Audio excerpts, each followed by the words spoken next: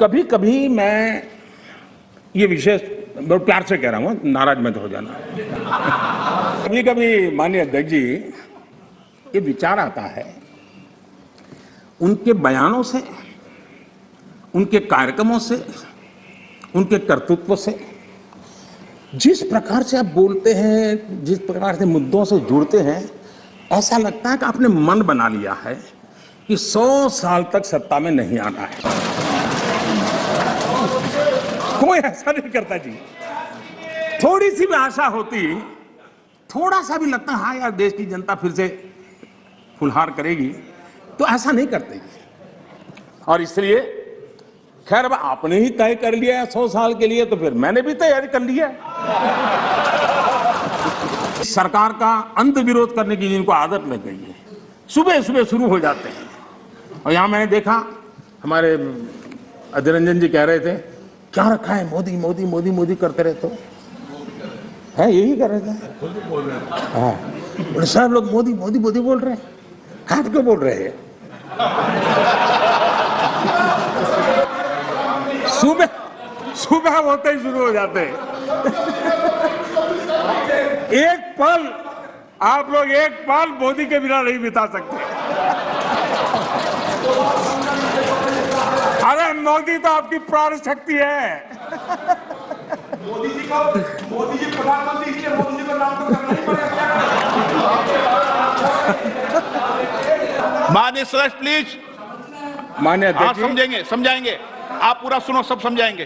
थोड़ी बहुत टोका टोकी तो आवश्यक होती है, जरा गर्मी रहती है, लेकिन जब सीमा के बाहर जाता है तो जरा लगता है कि हमारे साथी ऐसे हैं।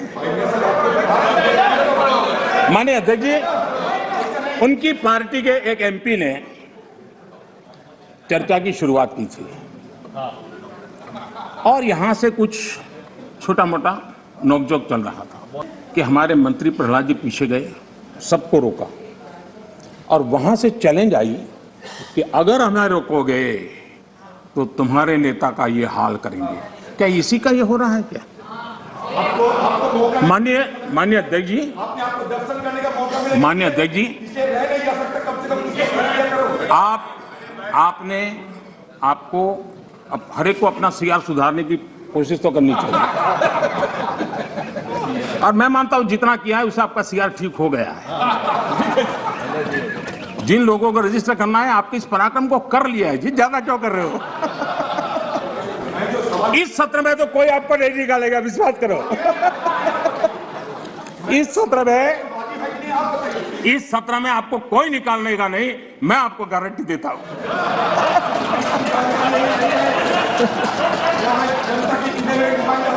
ठीक है, इस जगह से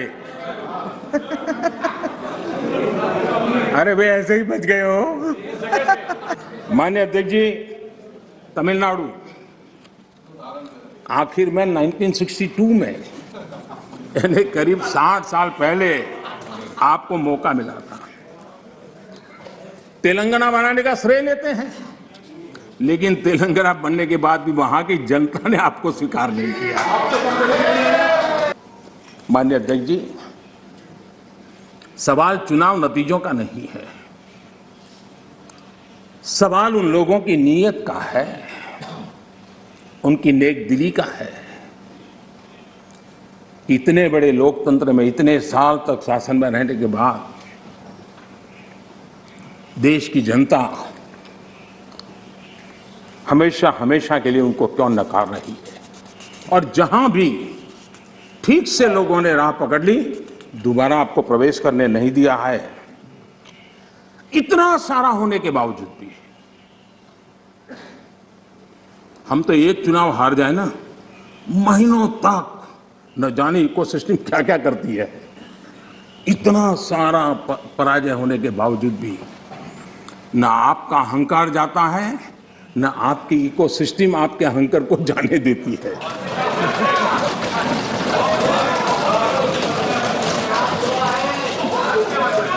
सुधराइए।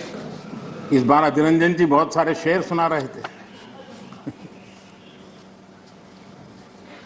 चलिए मौका मैं भी ले लूं। और जब अहंकार की बात मैं कर रहा हूं तब तो मुझे कहना ही पड़ेगा, वो जब दिन को रात कहें तो तुरंत मान जाओ, वो जब दिन को रात कहें तो तुरंत मान जाओ, नहीं मानोगे तो वो दिन में नकाब ओढ़ लेंगे। जरूरत हुई तो हकीकत को थोड़ा बहुत मरोड़ लेंगे। वो मगरूर है, खुद की समझ पर बेइंतहा। उन्हें आईना मत दिखाओ, इन्हें आईना मत दिखाओ, वो आईने को भी तोड़ देंगे।